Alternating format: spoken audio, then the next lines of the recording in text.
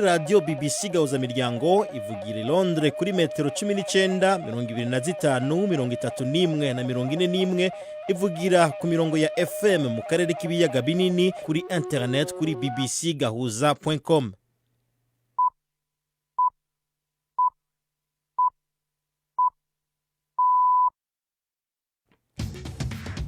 Ubu ni saa 10 n'igice ku saha mpuzamakungu ya GMT, isaha 12 n'igice mu Rwanda no mu Burundi. Muri studio muri kumwe na Robert Patrick Misigaro.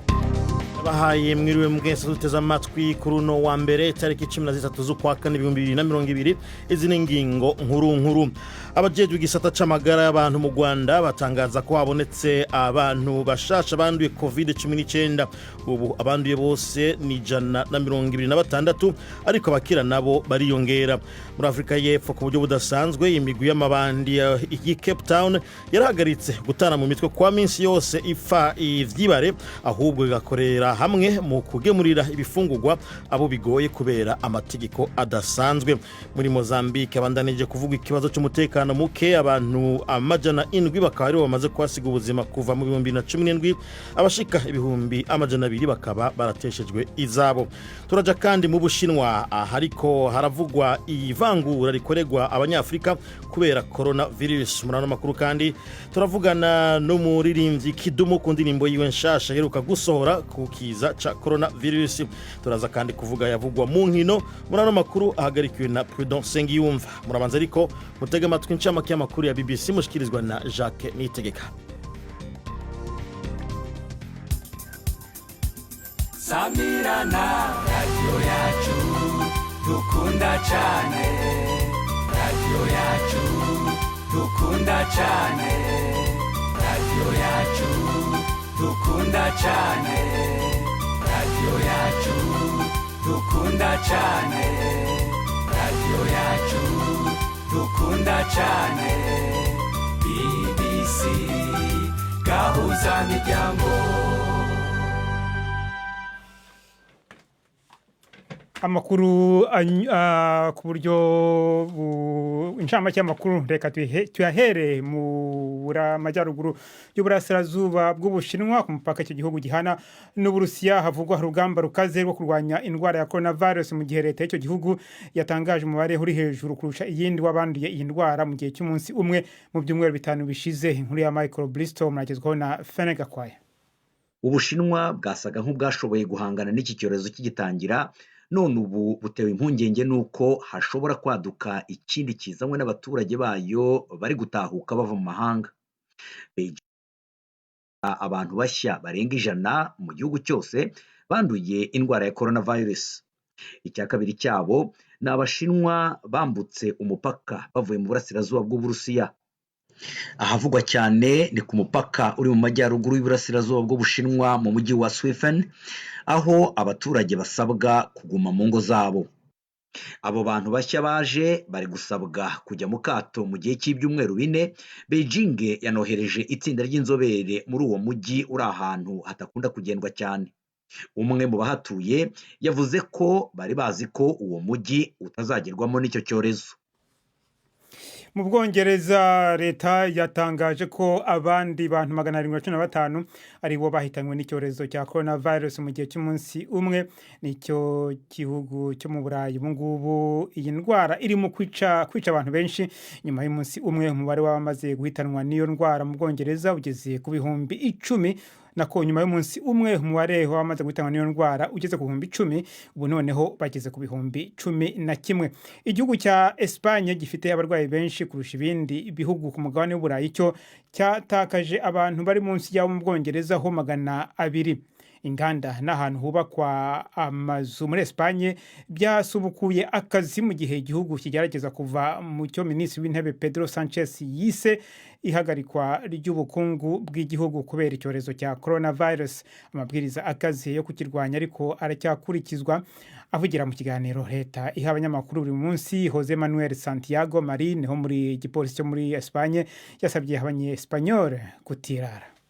Mantener los logros y los avances obtenidos durante mu kubungabunga no gukomeza ibyashyizwe ko muri izi ndwi 4, ingufu no kwitanga bifite uruhara runini kugira dusubire mu buzima busanzwe mu gihe cya vuba gishoboka.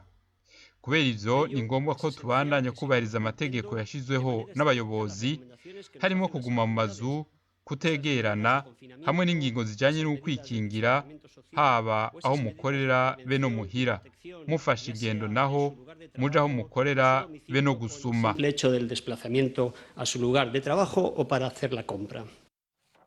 Amakuru aturuka muri Mozambique aravuga ko intagondwa zigendera ku matwara kazidini ya Islamu zagabye ikindi gitero mu ntara ya Cabo Delgado iri mu majyaruguru y'icyo gihugu. Izo ntagondwa zafashe bunyago hamato maze ziyajyana ahitwa Kuri hiciwe abantu batanu kwa gatanu ushize.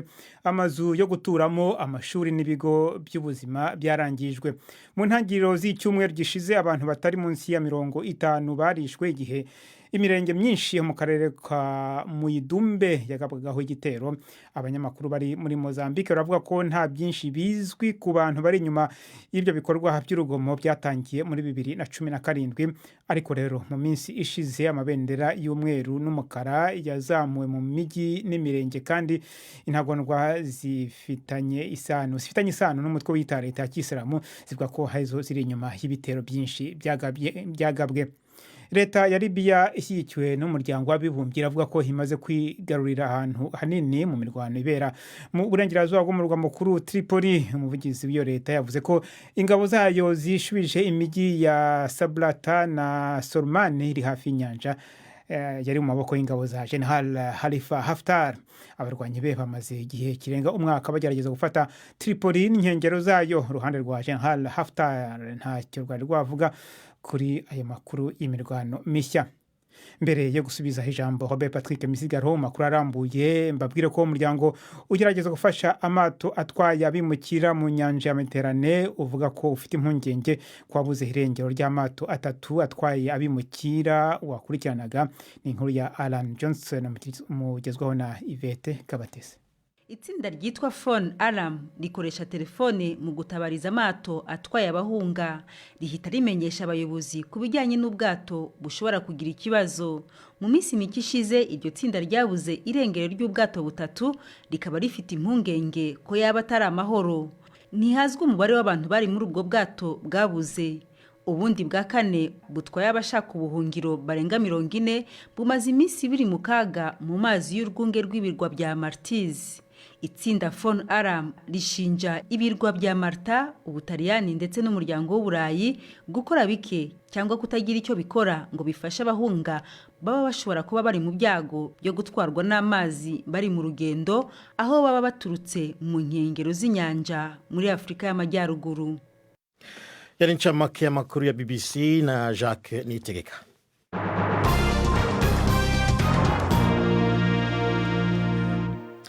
Reka duhere donido y'ano makuru kuyavugwa mu gihugu c'Ubushinwa.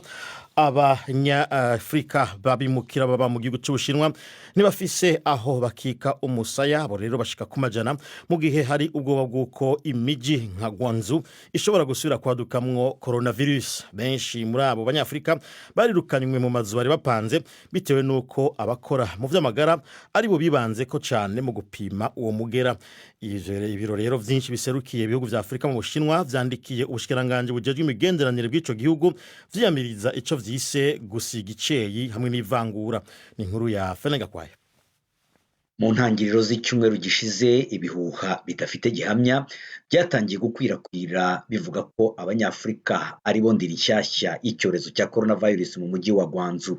Nyuma yaho gato abashinzwe ubuvuzi batangiye kujya ku rugo n'urundi rw'umunyafrika wese w'umwirabura uhatuye bakamupima. Abakodesha amazu n'amahoteli birukana abanyafrika babarirwa mu majana. Benshi barimo n'abakuru babo bajyanwa mu kato ku ngufu nubwo bari bapimwe bagasanga badafite iyo ndwara. Ubu rero amajana y'abo banyafrika yugarijwe no kutabona aho baba kuko ubwoba bwongeye gukwira mu mijyi nka Guangzhou yuko ishobora kongera guterwa n'ikindi cyorezo cya coronavirus bwa kabiri. Abahagarariye ibihugu bya Afrika bitandukanye mu Bushinwa bandikiye umushikiranganje w'ububanyi n'amahanga w'Ubushinwa bamagana ibyo bikorwa bavuga yuko ari ugukumira ndetse n'amacakubiri. Kuwa gatandatu ushize ibiro bihagarariye Ubushinwa muri Zimbabwe byohereje ubutumwa ku rubuga rwa Twitter bihakana ayo makuru. bivuga yuko Ubushinwa bufata abantu bose kimwe, yaba Abashinwa cyangwa se abanyamahanga bahatuye. Guangzhou ni wo mujyi wari urimo Abanyafurika benshi muri Aziya yose mu myaka y'ibihumbi 2000, ariko mu myaka 5 ishize umubare w'Abanyafurika bahaba wagiye ugabanuka. Benshi bagiye bahura n'ibibazo by'amacakubiri, abandi bagahura n'imbogamizi zo gushyirirwaho amabwiriza akaze mu kwaka viza, abandi bagahura n'imbogamizi zo gukora ubucuruzi.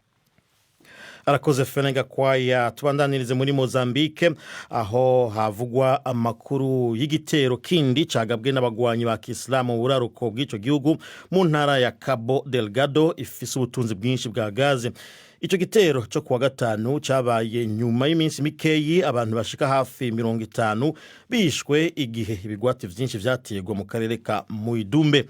Nkuko umunyamakuru w'Irosa bivuga, ikibazo cy'umutekano muke kigenda kiriyongera muri Mozambique mu gihe abantu amajana 7 bamaze kwicwa kuva mu bihumbi 2017, nayo bashika ibihumbi 2 bakaba barateshejwe izabo. Ni nkuru mushikirizwa na Odas Makado.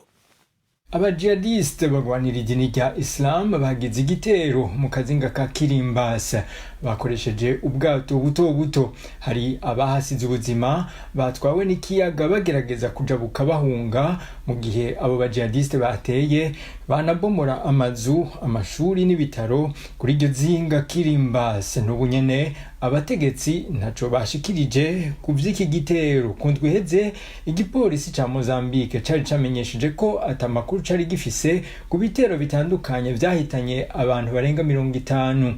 Nibike bimaze kumenyekana ku bari nyuma y'ivyo bitero, ariko hari umugwi ukorana na leta ya Islam umaze kwiyitirira bimwe muri ivyo bitero mu gushira habona utuvideo twerekana abitwaje ibigwanisho bavuga babwira abo mu bisagara hagaragara amabendera yabo y'amabara yera na yirabura ahungabana. Inkuru ya Wilrosa. Tuve muri Mozambique tubandanirize mu karere. Abajejwe igisata c'amagara y'abantu mu Rwanda batangaza ko habonetse abantu bashasha banduye COVID-19.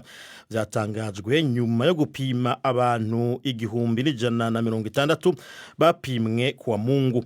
Abo banduye bashasha rero bashikanye igitigiri c'abanduye bose mu Rwanda kwijana na 26. Ubushikiranganje bujejwe amagara bubandanya gusaba abanyagihugu bibonye kwimenyetso vy'indwara kwihutira gutabaza. Ku murongo wa telefone ndi kumwe na Jean-Claude Mwambutsa ari Kigali. Jean-Claude, nibiki muzi kuri abo bantu bashasha banduye?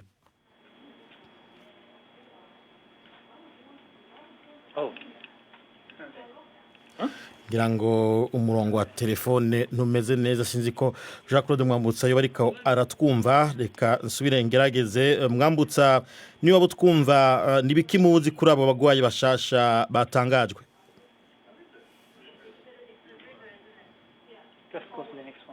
Nibaza ko tufise ikibazo cy'umurongo wa telefone.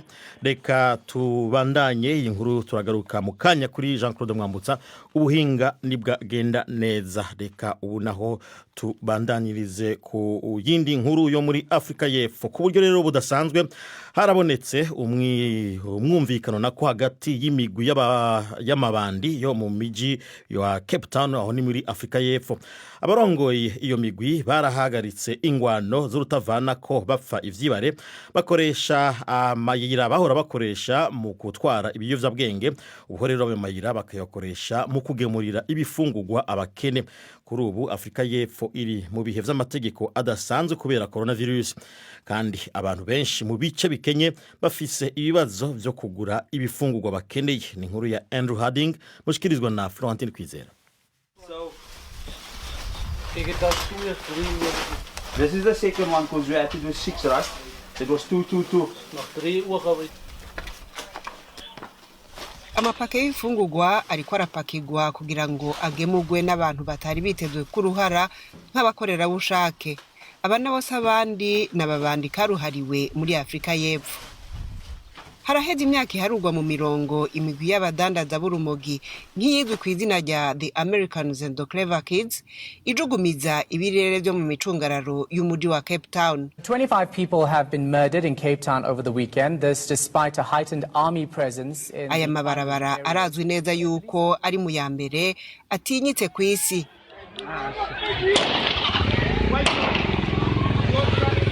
ariko umugera wa korona hamwe n'amategeko yo kuguma mu rugo byahinduye byinshi ku bijanye n'ivyo abantu bashira imbere muri kino gihe. Uyu ni Andy Steele Smith, umupastori wo muri Australia akorana n'imigwi yaho. Nahamagawe n'abayobozi babiri b'imitwe y'ubugizi bwa nabi barambwira ngo Andy we ntacyo nigeze nkwaka ariko ubu turashonje. Ndibaza nti niba aba bantu bashonje kandi aribo bari ku isonga yo kubona ibyo kurya, ubwo abaturage basanzwe bo bagombe kuba bugarijwe n'inzara. Ikindi kandi uko bigaragara imigwi mikeba yatanguye gukorana mu gutanga ibifungurwa ku banyagihugu yahora itera ubwoba, ikarangura ico gikorwa yikoze ku buhinga bwayo yisangije. Nibo ba mbere mu gutanga ibintu mu gihugu cyose, bazi uko bohereza ibintu, bamenyereye kohereza ibindi biyobyabwenge kandi bazi abantu bose.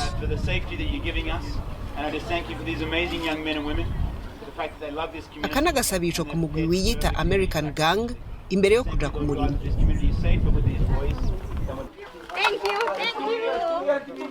Ariko umuntu avugishije ukuri, abantu benshi hano baratinya cyane ku buryo badashobora kuvuga ico biyumvira kuri iyi migwi, kandi n'abategetsi basa n'abatinya kubicikanda. Hano turafashanya hagati yacu nubwo bwose yaba ari imirwi y'amabandi, kubera ko iyo abantu ntacyo bafite tugomba kubafasha. Icyo nicyo tugenderaho. Ubu nta kuvuga ngo ni amabandi, muri ibi bihe twese turafatanya. JP Smith ajejwe ikibazo c'umutekano mu buyobozi bw'akarere. Ntabwo ntekereza ko bikugira umwere igihe uba warakoze byinshi bibi. Gukora ikintu cyiza kimwe ntabwo bihita bisiba ibibi byose wakoze. Wenda bakwiyemeza kuzakomeza gukora ibyiza mu gihe kirekire, maze bagahagarika kuba mu mitwe y'abagizi ba nabi, bagashyira hasi intwaro burundu, bagahagarika ibikorwa byabo byo kwaka amafaranga ku ngufu abafite ibigo by'ubucuruzi by'aho batuye n'abafite za taxi, kandi bagahagarika gutera ubwoba no kwiba abaturanyi babo. Ibyo nibabikora bizaba ari byiza kuri twe. Agahengwe k'igihe gitoyi, kugaranwa kw'igihe gito, kumbura niko kajyo ko uwo mugero ushobora kuzana amahinduka mu buryo burama muri amwe mu mabarabara ateye ubwoba kurusha ahandi ku isi. Yari inkuru ya Andrew Harding ni BBC Gahuzamiryango. Mudukurikirana kuri radio, kuri FM, mudukurikirana kandi kuri urubuga rwacu rwa internet bbcgahuza.com, cyo kimwe n'abariko badukurikirana kuri Facebook.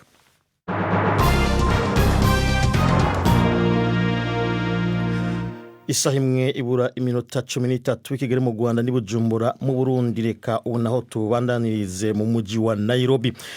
Muri iki gihe kiza ca coronavirus cyugarije isi, bamwe mu baririmbyi babandanije kurondera uburyo bushasha bwo kuririmba no kubandanya akazi kabo. Umwe muri abo ni umuririmbyi w'umurundi Jean Pierre Nimbona, azwi nka Kidumu, akorera mu muji wa Nairobi. Mu ndirimbo nshasha yise Coronavirus aheruka gusohora, Kidumu avuga ko ngo ashaka gufasha mu rugamba rwo gutanga ubutumwa bwo kwirinda no kumenyekanisha ububi bw'iki kiza. Mugenzi wanje Prudence Ngiyumva yavuganye na Kidumu, atangura mubaza impamvu yisi indirimbo Coronavirus, ariko banze mutega amatwi kuri iyo ndirimbo gatoya.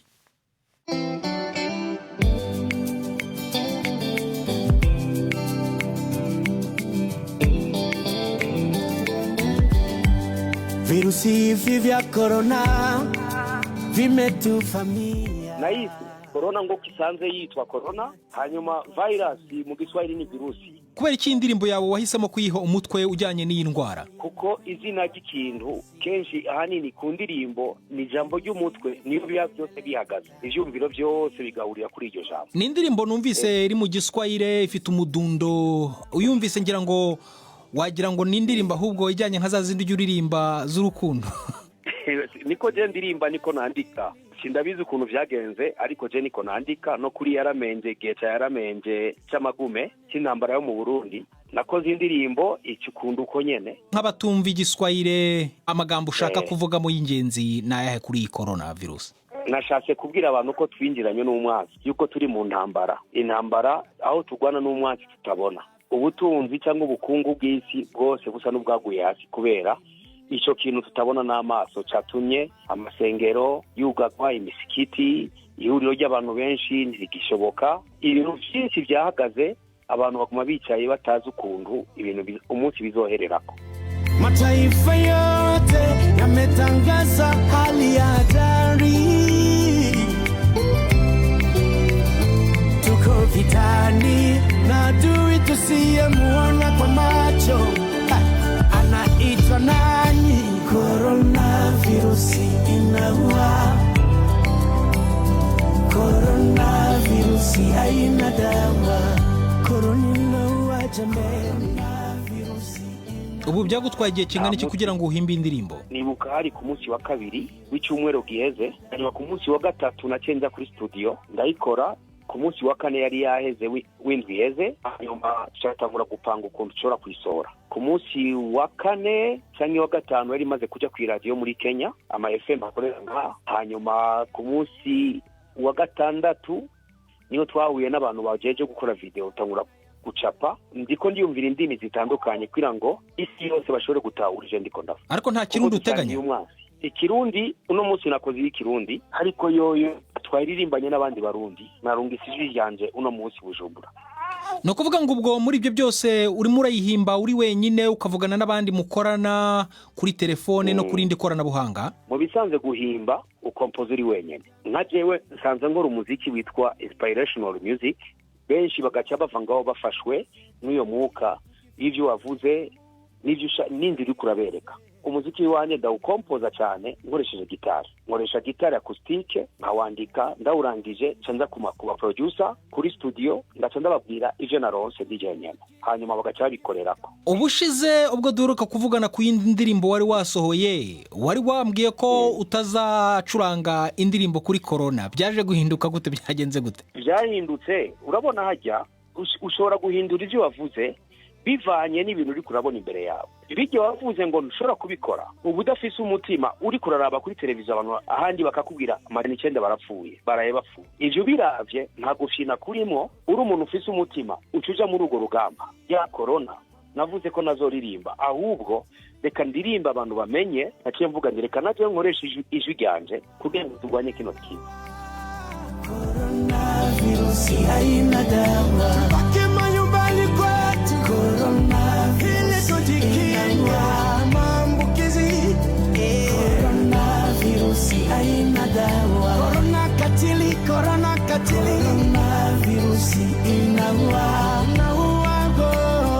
Coronavirusi haina dawa mpaka sasa.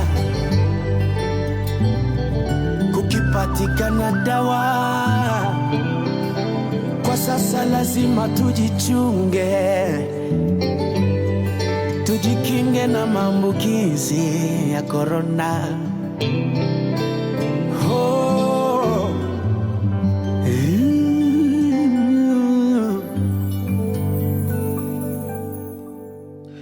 Arakoze Kidumu kuri iyo ntererano na Prudence Ngiyumva bavugana. Turabandanya n'amakuru yeke coronavirus. Turi i Kigali, abajejwe igisata c'amagara mu gihugu cy'u Rwanda batangaza ko habonetse abantu bashasha banduye COVID-19. Byatangajwe nyuma yo gupima abantu 1260 bapimwe kuwa Mungu.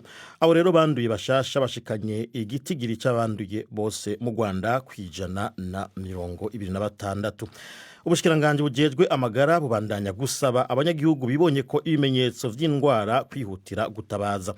Ku murongo wa telefone rero ubatubwiye ko ubuhinga bwakunze. Jean-Claude Mwambutsa turi kumwe ari Kigali. Jean Mwambutsa, nibiki muzi kuri aba bagwayi bashasha batangajwe? Abarwayi bashasha nkuko twabimenye ni 6 kandi bose bakaba bakomoka mu karere ka Gicumbi, ni mu majyaruguru y'igihugu, kandi ku buryo butamenyerewe. Abashinzwe amagara y'abantu bavuze ko batangaje imyirondoro y'aba bantu, bakavuga ko ari mu rwego rwo kugira ngo abahuye nabo babimenye, nabo bihutire kujya kwa muganga kugira ngo bapimwe badakomeza gukwirakwiza iki cyorezo. abakira bagasezererwa kwa muganga ho hari icyo babavuga ko aba nabo dufite amakuru mashya, hari 7 basohotse mu bitaro ku munsi w'ejo, bakabatumye umubare muri rusange ubaye 25 bose basezerewe kwa muganga bivuga ko bakize neza. Biranavuga kandi yuko hariho ngo abatavuga yuko bagwaye canke ntibavuge abo bahuye nabo. Icyo kibazo kimeze gute? Nibyo koko ubutegetsi buravuga ko hari bamwe bahisha ko barwaye cyangwa se n'abagaragaye bagaragaze abo bahuye nabo ku buryo nabo bakurikiranwa, ndetse Minisiteri y'Ubutabera ikaba yatangaje ko igiye gufata umugambi wo kujyana bano bantu mu nkiko ku buryo ugaragaye ko yahisha amakuru azajya bikurikiranwaho n'amategeko. Muri makero kuri ubu hariho abacandura mugabo hariho kandi n'abakira. None mu gihe hasigaye iminsi 6 ngo igihe c'amategeko adasanzwe yarashizwe ko kirangire, hoba hari icizere ko ubutegetsi bushobora kudohora canke kongera ico kiringo?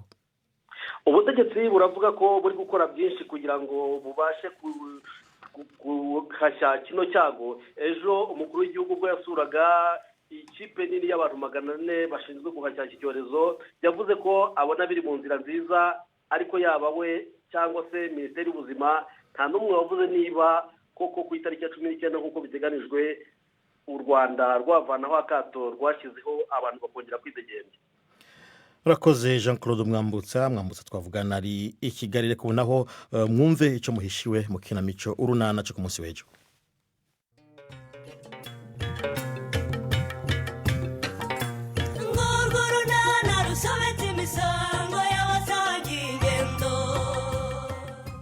Mu kiganiro urunana cyo kuri wa kabiri twabateguriye Natina nibura nawe abaze gufata umuntu neza, atagufata neza se nuri umugabo we Stefa. Narariye, naranyoye, narabize. Oya ntushaka urekera gukomeza, nabyumvise rwose. Reka ngarukira. Rekera udasemura. Nuko rero nawe urumva Nyiramareza yaramvumbuye neza. Nibyo. Ni 12:45 kuri BBC. Reka ubunaho tuvuge ku makuru y'inkino tuyafatiye ku bivuga mu mupira w'amaguru ngaha mu Bwongereza. Ikipe mu kiciro ca mbere Tottenham yisubiye ko iheba ingingo yari yafashe yo gukurikiza itegeko rya leta rijanye no guhangana n'ingorane z'ubutunzi zatejwe na coronavirus. Ikipe yafashe ingingo ku tariki 31 z'ukwezi guheze yuko abakozi bayo badakina umupira bangana 550 bazokatwa ibice 20% ku mushahara kugira bikunde ko bagumana akazi. Iyo ngingo yakiriwe nabi n'abakunzi b'ikipe bica bituma yisubirako. Uno munsi rero Tottenham yasohoye urwandiko ivuga ko abakozi bayo badakina umupira bazohembwa 100% vy'umushahara wabo ukwezi kwa 4 no kwa 5. Mu kumenya rero byinshi kuri iyi nkuru ndavugana na mugenzi wanje Prudence Ngiyumva ari mu yindi studio ku ruhande kuko kumvo zo kwirinda coronavirus nitwemerewe kuja muri studio imwe. Prudence, vyagenze gute ngo Tottenham yisubireko? Rob, ngira ngo nkuko wari umaze kubivuga ni icyemezo Tottenham Hotspur ikigifata cyaranenzwe cyane bikomeye cyane kandi kinengwa n'abafana bayo bwite ndako nabandi muri rubanda rusange cyane mu bintu byavugwaga ko Tottenham ikipe ikize ifite amafaranga menshi cyane. Umuyobozi mukuru wayo Daniel Levy yahembwe miliyoni 7 z'amapaundi mu mwaka ushize. Baravuga bati ibi ni ndambi, ariko mu itangazo yasohoye nkuko wari umaze kubivuga mu ntangamarara yasabye imbabazi ku cyemezo kibanze yari yafashe, anizeza kandi ko ngo iyi kipe igiye kugira ikikora cyerekana intangarugero mu gufasha abafana bayo mu gihe kiri imbere. Akavuga ko rero ubuno nta abantu bazakatwa umushahara, n'abantu bari muri kakanama ngishwanama gafata ibyemezo akobita mu ndimi z'amahanga board. Arakoze Prudence Ngiyumva. Vuba cyane Prida, abafana umupira ubunya vyifashimo gute mu gihe atankino ziriko ziraba? Robo, biragoye kugira ngo bamenye icyo babyifatamo uretse kuri imikino myinshi yabaye cyangwa se ibitego byiza byaranze amashampiyona, nta kindi bakora kuko ibintu byose byarahagaze. Arakoze Prudence Ngiyumva. Nshimire namwebwe mwese mwari muduteze amatwi ari kuri Facebook canke kuri radio canke kuri internet. Nshimire badufashije gutegura ano makuru bose. Mugire umugoroba mwiza.